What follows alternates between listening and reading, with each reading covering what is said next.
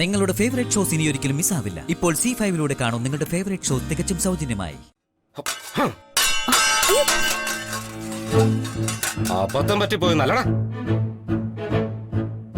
ഞാൻ ആദ്യം എന്റെ പല്ല് പോയെന്ന് പറഞ്ഞപ്പോ നിന്റെ ഭാര്യ എന്തോ ഒലത്തിയ ന്യായം പറഞ്ഞല്ലോ. ഇപ്പൊ അത് അബദ്ധമായി അല്ലടാ. സാറേ പ്ലീസ് പ്രശ്നമാക്കരുത്. പ്രശ്നം ഉണ്ടാക്കൂടാ, പ്രശ്നമാക്കും. ആളെ കൊല്ലാനായിട്ട് നീ എന്ന് ഇവിടെ ഹോട്ടലിൽ നടത്തണ്ട.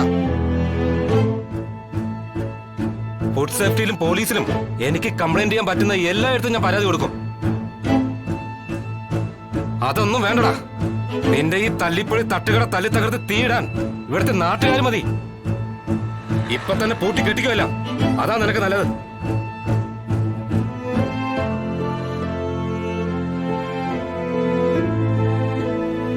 വരുന്നത് വിഷ്ണു എന്റെ മകനാണ്.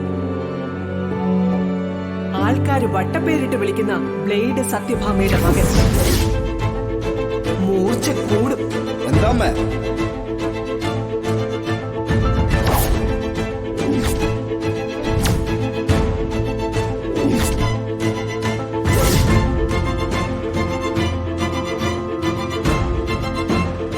സാറ് ഞാൻ പറയുന്നൊന്ന് കേൾക്കണം. ഒന്ന് കേൾക്കാനില്ലടാ.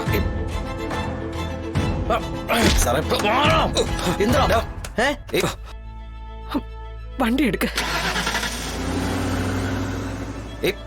നീ മാറി. നിനക്കറിയോടെ? പിന്നെ ഇവനല്ലേ തൊട്ടപ്പുറത്തെ തൃപ്തി ഹോട്ടൽ ഓണർ.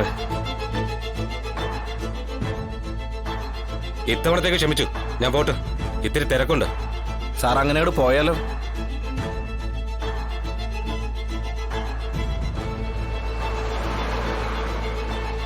സാറിന് തിരക്കുണ്ടെന്നറിയാം.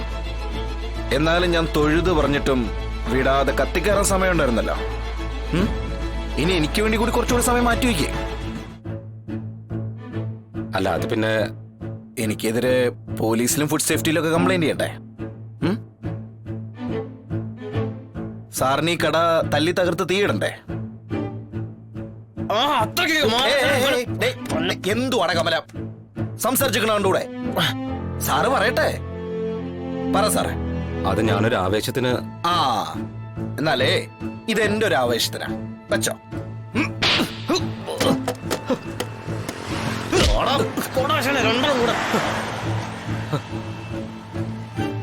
ഇവൻ ഒറ്റ ഒരുത്തം പാര വെച്ചിട്ടോ ഷാജഹാന്റെ കച്ചവടം കുറഞ്ഞതും കട പൂട്ടി പോകേണ്ടി വന്നതും. ആണാ? എന്നാ വകുപ്പില് ഒരെണ്ണം കൂടി.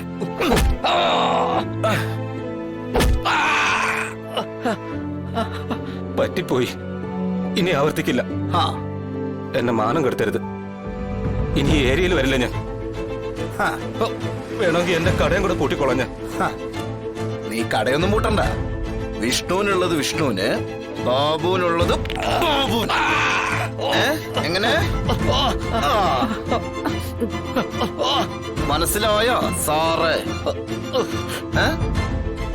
തൃപ്തിയായോ സാറേ?